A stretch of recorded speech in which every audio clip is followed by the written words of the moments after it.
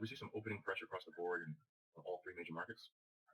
And when we have pressure like this, I say what you need to do is be careful of going in the opposite direction.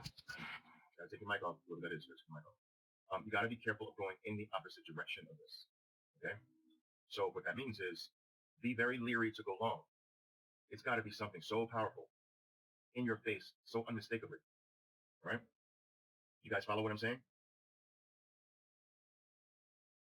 When you've got this type of pressure, you're playing a low odds game going long. Now, it's possible that there could be some powerful long, but make sure it's powerful. And if you're going to go long against this type of pressure, then go long smaller than normal. You know, missed money is better than lost money in this case. So, okay, if you play a long lighter than normal and then that long rocks amazingly and you're like, oh, shoot, I wish I played it regular or heavy. Well, it's just life, you know. But I find that guideline is a good one. Now, it's different if your market's down, not that universally, and not the pressure's not that great, then you can go both ways. Like the overall market scenario is not all that important, but when it's this uniform with this amount of pressure, I would say a lot of times any bullish activity will likely be removed or at least retraced very quickly. But let's just see how things develop.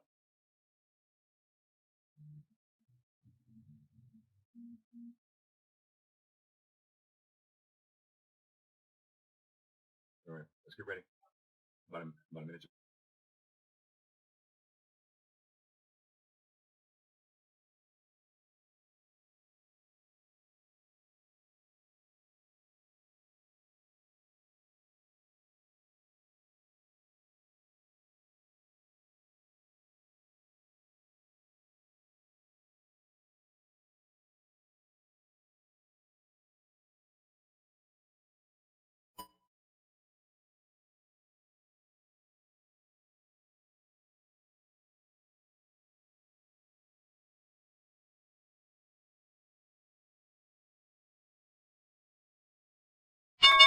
Boom, let's go. Let's go. All right, just like expected, most things are gapping to the downside here. Lots of pressure off the open. Guys, keep a close eye on Twitter. For those of you who play Twitter, or have that on your family of stocks.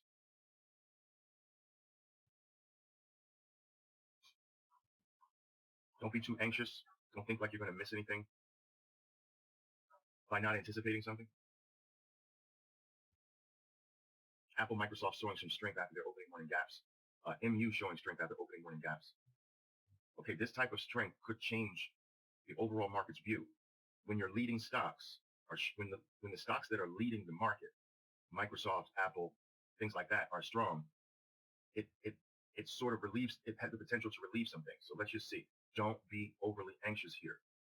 Nothing wrong with waiting for the market to reveal itself. Now that strength is completely disappearing on Apple and Microsoft. Starbucks weak this morning. Solid elephant bar under the fat four. But we've still got this tug of war here. I see nothing on myself to commit to yet.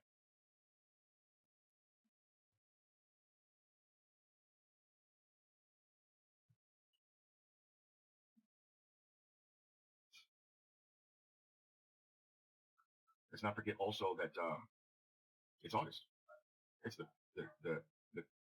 weirdest month of the year. August is the weirdest month of the year. Bear 180 just developed here in Microsoft, guys. Bear 180 in Microsoft. There you go. It's just the weirdest month of the year because, first of all, a lot of people go on vacation in August. So Wall Street starts leaving in droves week by week. You don't have your full participation. The market doesn't have all of its players. So that's why you'll see stocks that can get pushed around. It's like they're more easily to be pushed around because all the participants aren't there. So it's easier for the participants that are still present to be able to bully some of the stocks. These are institutional players. I'm saying, but they can bully stocks in a way in August a lot of times, and they can't do that other months.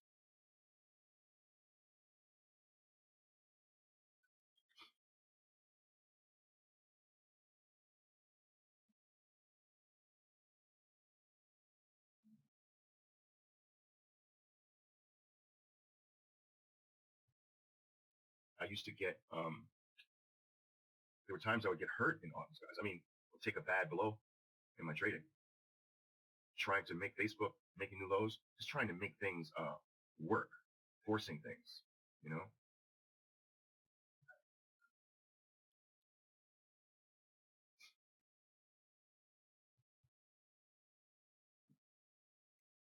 Okay, Microsoft new lows off that bear 180.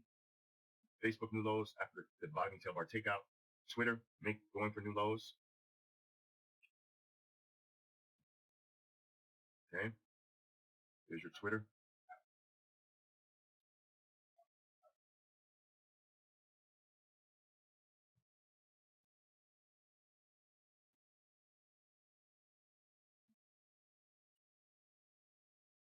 I missed talking to you guys, trying to take care of you guys. I missed my Bible play.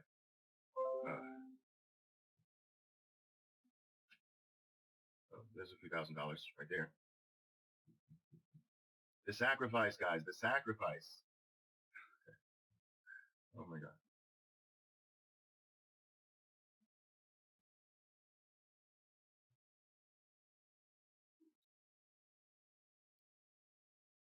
Yeah, PayPal was a nice short. Where we got that one nice.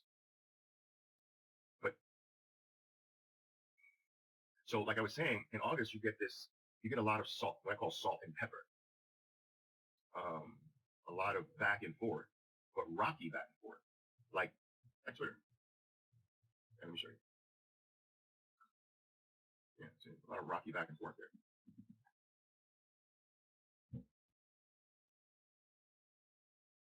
And that's typical August. These things can be pushed around, both sides.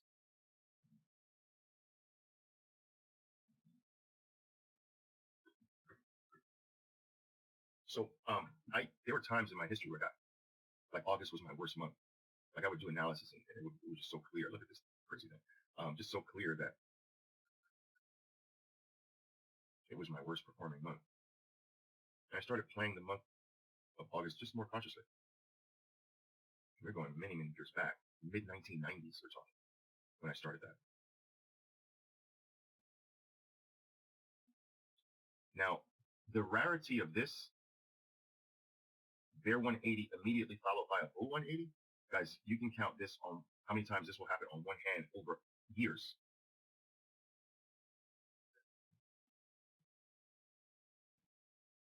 Crazy.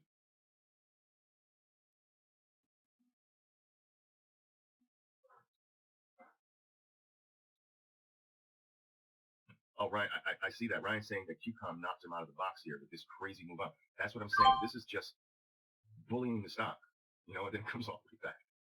That's crazy.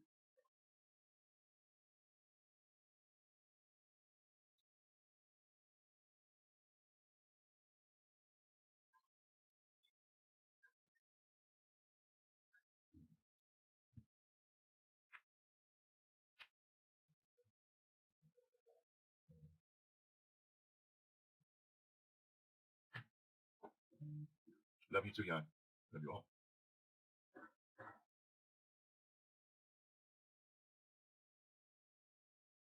All right. What else is going on here? Anybody do JPM this morning? It's slow, but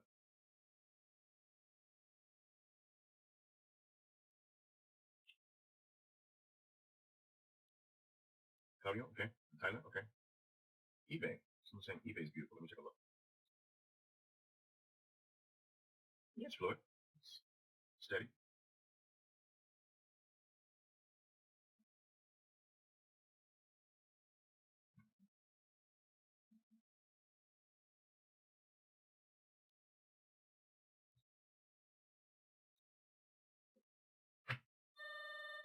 Let me get that, guys. Let me get that.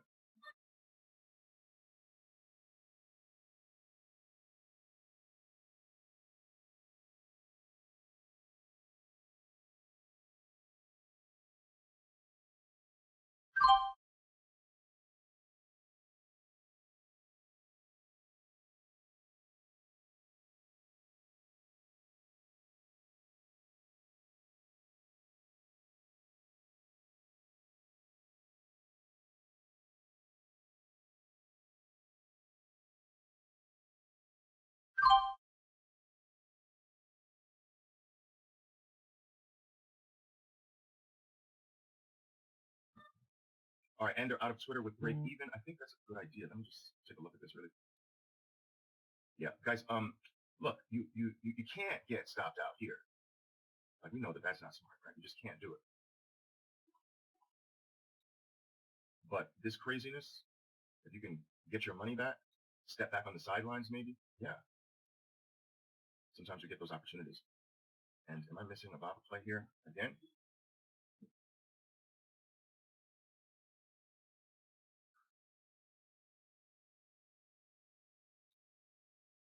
I'm just not pulled very convincingly.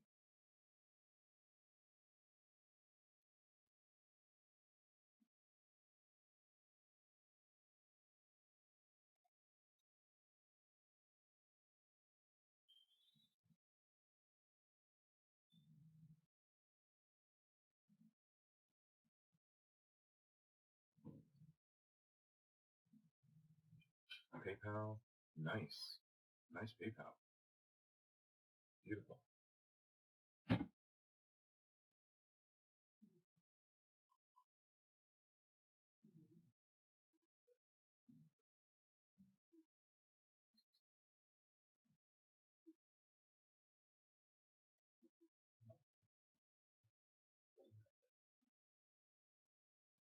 All right, so the PayPal did really well this morning. Nice and solid.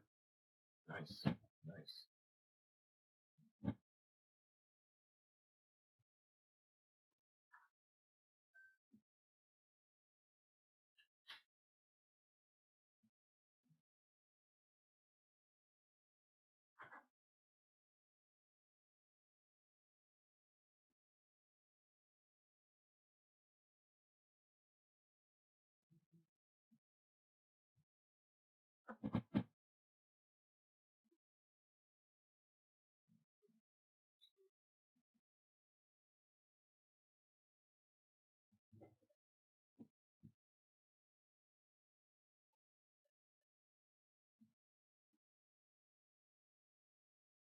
All right.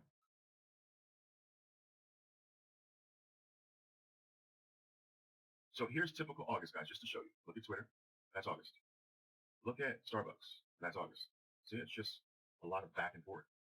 Right? You'll always have some exceptions though. You know what I'm saying? So you'll always have like a PayPal that flows, you know, Facebook that had some flow for a bit. There's always going to be an exception, but you just get a lot of that back and forth there.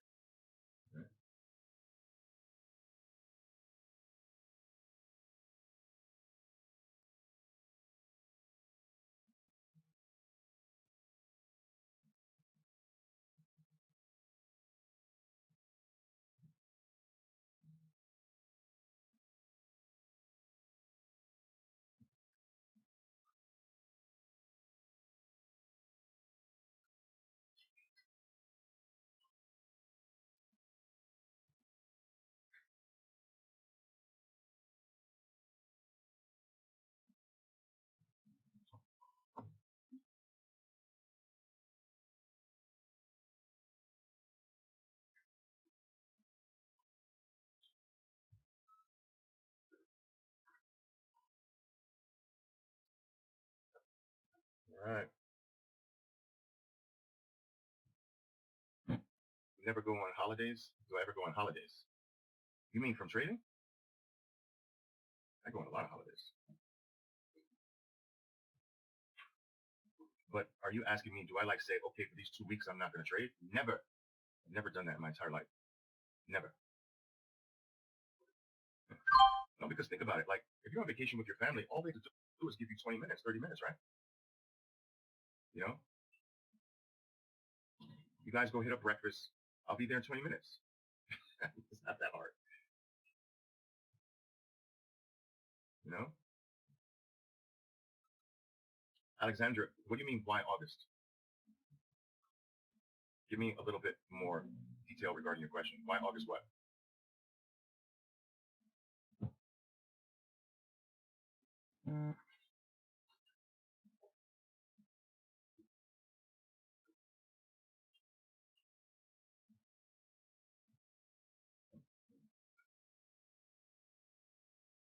I thought I explained that very clearly, but I'll do it again.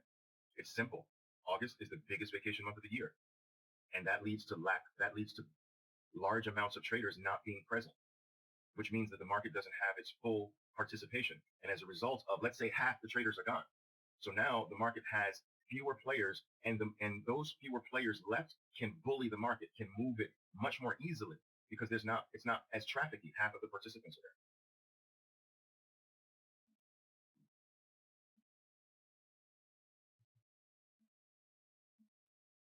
So that's why. It's not anything overly sophisticated. This is basically, the nature of your, remember this, guys, the market, right? The market doesn't have a life of its own. Just remember that. The market doesn't have a life of its own. Its life is basically made up of the activity of all of its participants. It doesn't move by itself. It needs the actions of traders to move. So if half of the actions are gone, how can that not have an effect on the life of the market, of course? Do you guys understand what I'm saying?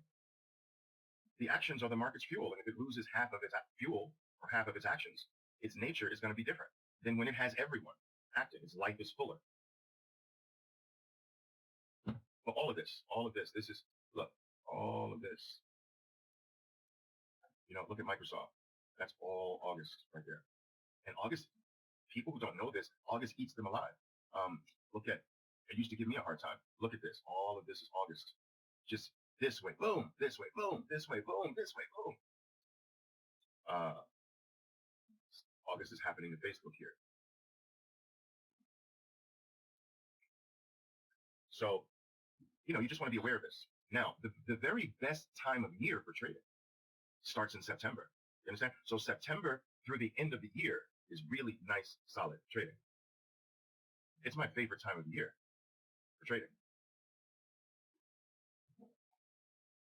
Everyone is back. Everyone is back. The market's full again. You get nice fluidity. It's cool.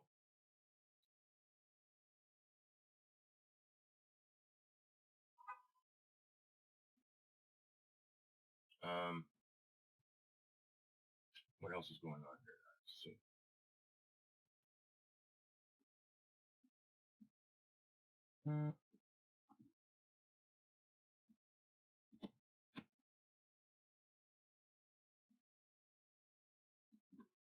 Understand why it's different. There we go.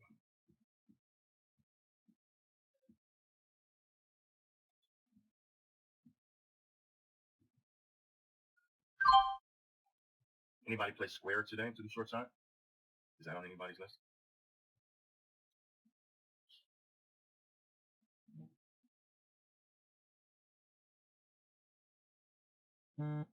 Oh yeah, that's right. A lot of you can't short it. Right.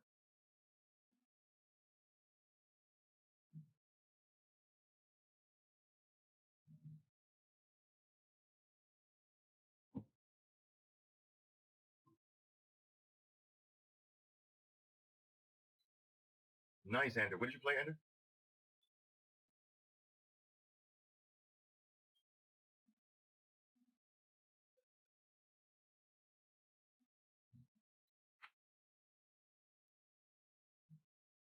Yeah, Barcelona, nice. But what did you trade this morning?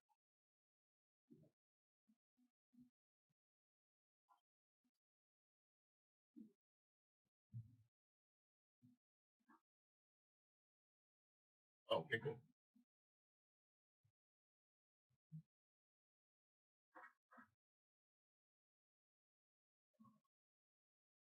Maybe MU?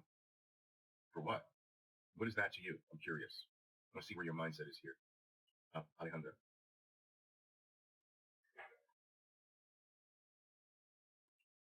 See how it sets up down here.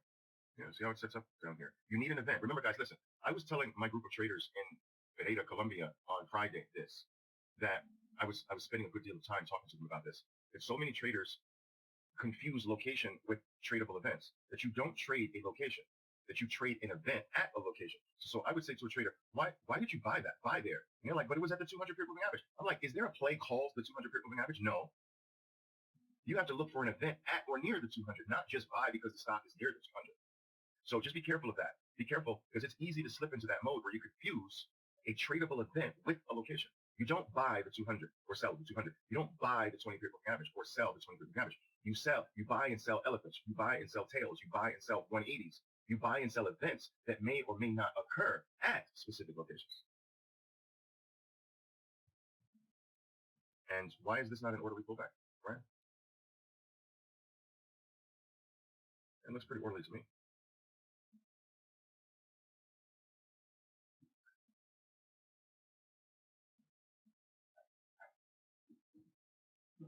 Michael, you should not be using a $45 maximum stop loss. That is, whoever suggested that your stop loss should be that small. That is way too small. You can't put stocks in a $45 box. You're just asking to be stopped out all the time.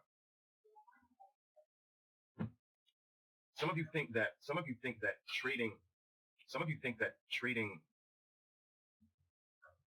with these really tight stops is intelligent, and you can take stops too far and it stops being intelligent. You can take it too tight and it stops being intelligent.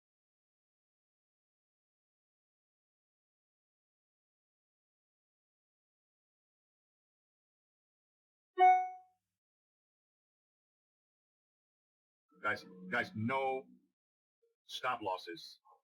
No stop losses, guys. Bigger, no stop losses smaller than 100, and I think that's small. But sometimes you may have to go down there. But no stop losses smaller than 100, preferably 150 maximum loss per trade. Now, you may not be able to use 150 maximum loss the whole week if you've had some bad trades or bad trading days. That amount can be adjusted. You know what I'm saying?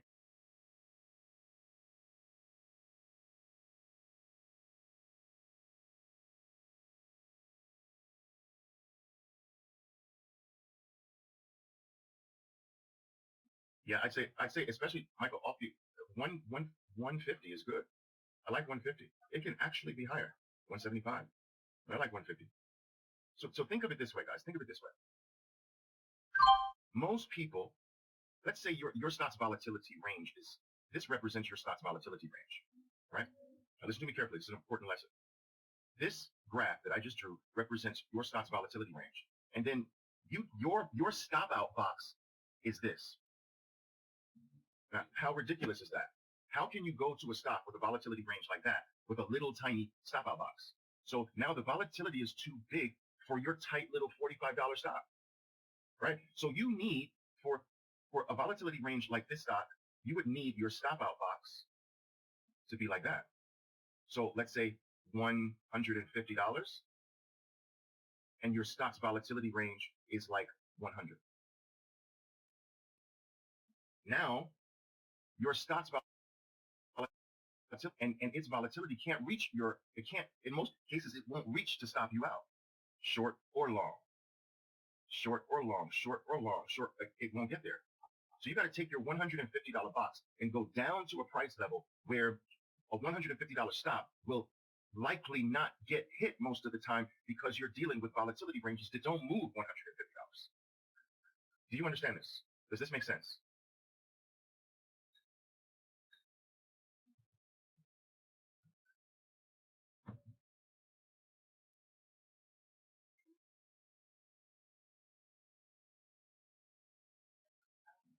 Now, let's cover something else. Let's say, for instance, you've got to start keeping your losses very small. You've taken a few hits, and you don't have a lot of room. You can't lose a lot now. So you got to focus on little bars. No more elephants, no more tails, no more bull and bear 180s, all RBIs, GBIs, and narrow range bar plays. And this will keep, there's nothing wrong with your stop. Here's the point I wanted to make of this. When your stop is a technical stop and it's under a little bar, let's say, and that under the little bar is like a $30 stop out, then okay, that's different. I'm talking about your maximum loss should not be tiny like that. But technical losses are what they are. So if by going a stop under a little tiny bar is a little stop out, then that's not you doing it. That's what it is. That's where the stop out is. But you're creating your own maximum loss. That's the one I'm talking about that cannot be tiny with that.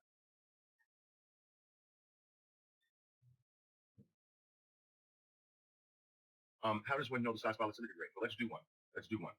So all you really have to do is take a stock, go to the daily. Let's take one that you might trade here. So let's just go to the daily time frame, right? And what you do on the daily is you you take the big bars, all right? Ignore kind of any ridiculous bar. Don't look at that. But here's a big bar. So you got from high to low is roughly a $1.35 or something like that, whatever, 30 cents. So let's call that it's just round. You don't have to be perfect. We're $1.30 here. This bar from high to low. See, you're talking six. So and what you do is then you take an average. You grab this bar. So grab 4 or 5 of the fat bars. Take an average, and let's say your average comes in around $1.25. All right. Now, what this will do to help you is that if the average big move in your stock is $1.25, and your stock has already run $1.80 to the upside, how much more upside do you think there's going to be? This can give you great guidelines. Or your stock is down. The normal volatility range is $1.25, but your stock today is down $1.90. That's way past the volatility range. So the odds of a turn are very high, and a turn that's more aggressive than normal back to the upside because it's already stretched its normal volatility range. So knowing your stock's volatility range can help you even come up with the right scenarios to trade, the better scenarios to trade. In addition to that, if your stock has a volatility range of $1.25 and the stock is up $1.80 and you're taking a short, and then you're using maximum loss per trade let's say you take short one lot, just to make it simple. You take short one lot and your maximum loss per trade is $150. That means that your stock has a volatility range of 125. It's already up $1.80, way past the volatility range. You're taking a short, right, with a maximum stop of one lot, which would give you another $1.50 to get stopped out. Is that going to happen? Probably not. You probably won't get stopped out in that play. So you got to know your stock's volatility range. And guys, when you ask me these questions, right, as well, it's almost as if I should be asking, are you playing the same group of stocks every day? Are you living with the same things every day? Because by living with the same stocks every day of your life, you should know that. I mean, maybe when you're brand new to this, you need time for that familiarity to come into play, but you should know that my stock doesn't move more than $2. My stock doesn't move more than $1.50. My stock doesn't move more than $1. And when it does, that's rare. You should know that. How can you not know that if you're playing the same stocks every day? That's the edge in having a family of stocks that are with you for years. That's your edge.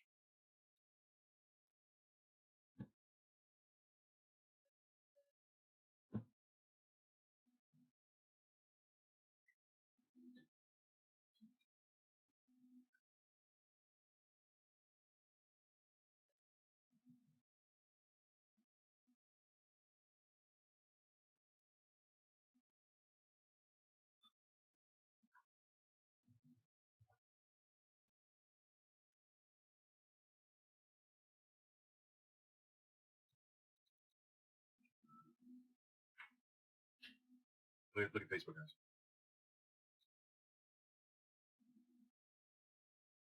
QCOM's making new lows, drifting, power trending.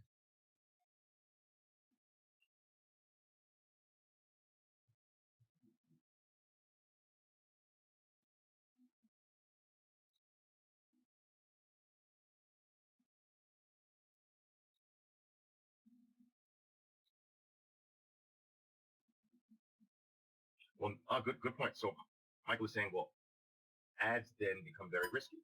Well, risky is too strong of a word, but you have to, when you start to understand this concept, then your ads become smarter. Now, it's not that adding is risky, but understand that every time you add, you are shrinking your box, right? Now, there are appropriate moments to shrink your box. Nothing wrong with adding. Every big player adds. But you want to do that at the right moments.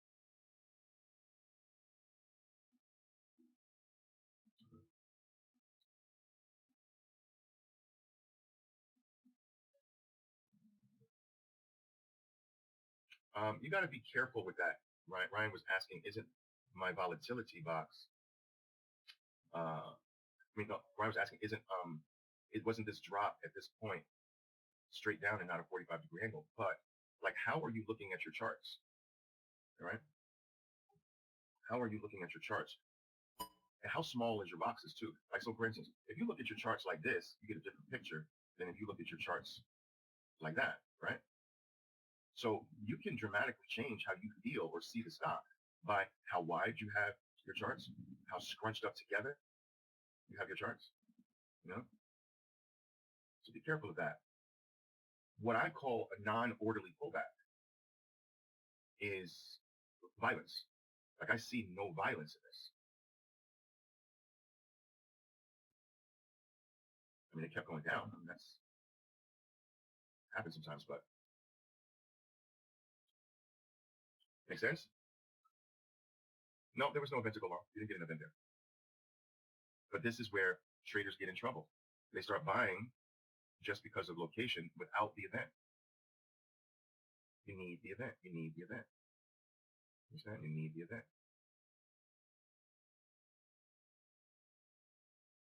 Guys, I guess my play is going to come a little bit later, maybe, if I even have one. But I'm not about to be jumping and committing to anything that's like that. It's just, this is destroying traders trying to force things. It used to happen to me, not anymore. So if there's 1 month where I trade oftentimes less off the open, it's August. Meaning that there are days where there's nothing that pulls me in. Now remember, my list is shorter than yours, smaller than yours. So I trade basically right now because, Apple's moved outside of my price range, but for the most part. But basically trade BABA like over 80% of the time. And basically,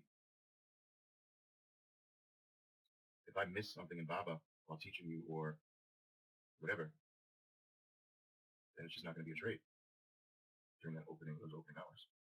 But BABA's power trending now to the upside. And what's the sign of power trending? Ignoring red, ignoring red, ignoring red. That's power trending to the upside now. PayPal is power trending to the upside now. Facebook's trying to get some momentum to the upside now. We'll see. I'll see how these things develop for me a little bit later. But for me, I'm seeing nothing. So, and that's the thing about August. If you don't catch that initial move, right? A lot of times, right off the open, you got to deal with the weight gain.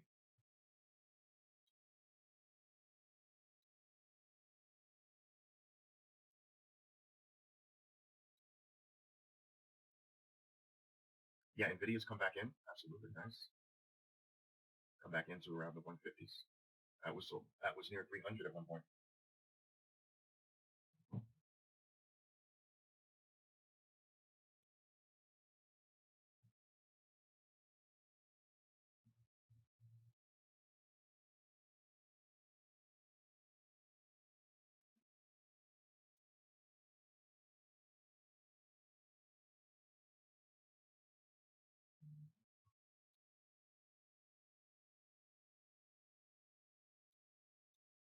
Let's make sure I see.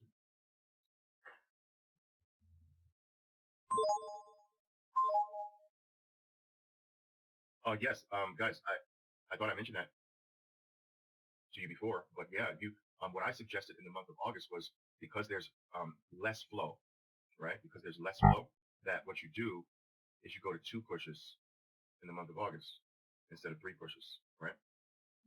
I wouldn't take all on the two pushes though, but you can start taking at 2 pushes instead of trying to get your 3 pushes. Does that make sense, Javier?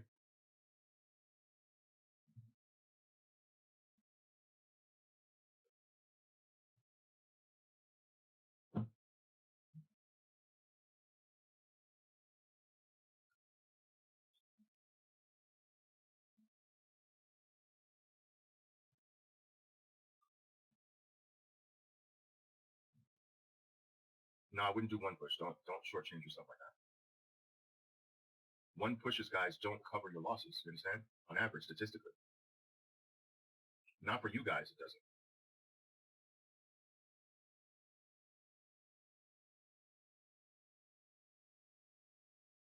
But guys, there's a future point where you do start taking profits on all the pushes, all of them. That's what you see me doing, right? I take profits on every push.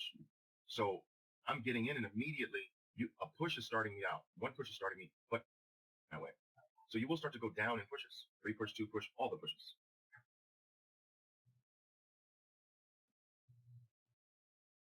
Now you're getting it, Alejandro. That's right. That wait for an event. The whole number is just location. But wait for an event to do what? You want to short above the moving averages into a power trend? See, these are the things. This is why, guys, this is why some of you are, excuse me, this is why some of you are just consistently on the losing side.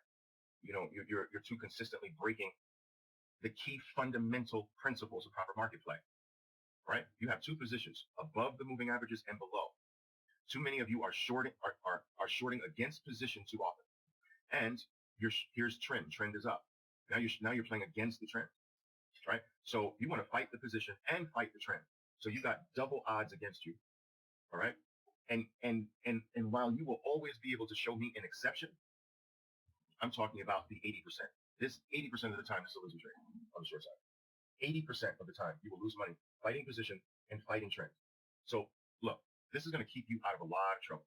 I'm going to do this again. It's going to keep you out of a lot of trouble. Look, position, color, trend.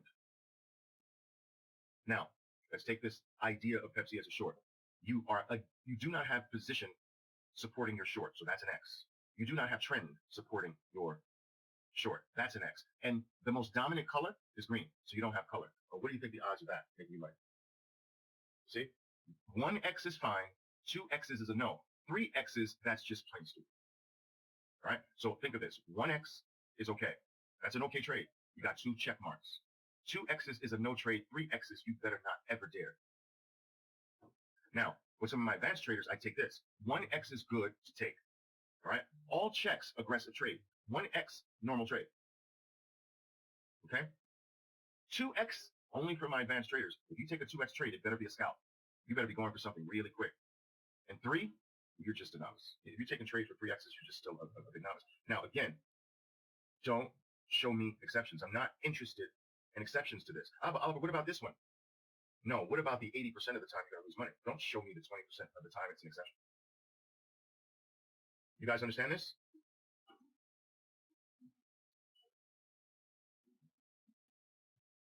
All right. Keep that check system in mind. Position, color, trend. Hey guys, look, if any of you can come to Miami for my Mentor Me Plus event, I strongly encourage you to do this. This event, more than any event, tightens you up, gets you sharp again. You understand?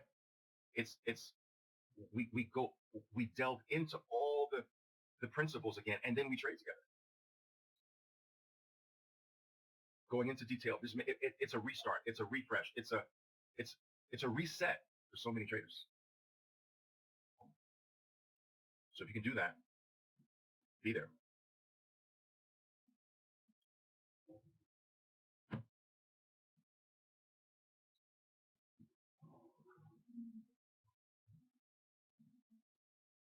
Thanks, Jeff. All right, guys, stay with you a bit longer today. But we went over, I think, some really important things. So, guys, if you have to listen to certain parts of this again, do it. All right? So listen, enjoy the rest of your day. Enjoy the rest of the week. Stay out of trouble. Keep those principles straight, okay? Love you guys. Ciao for now.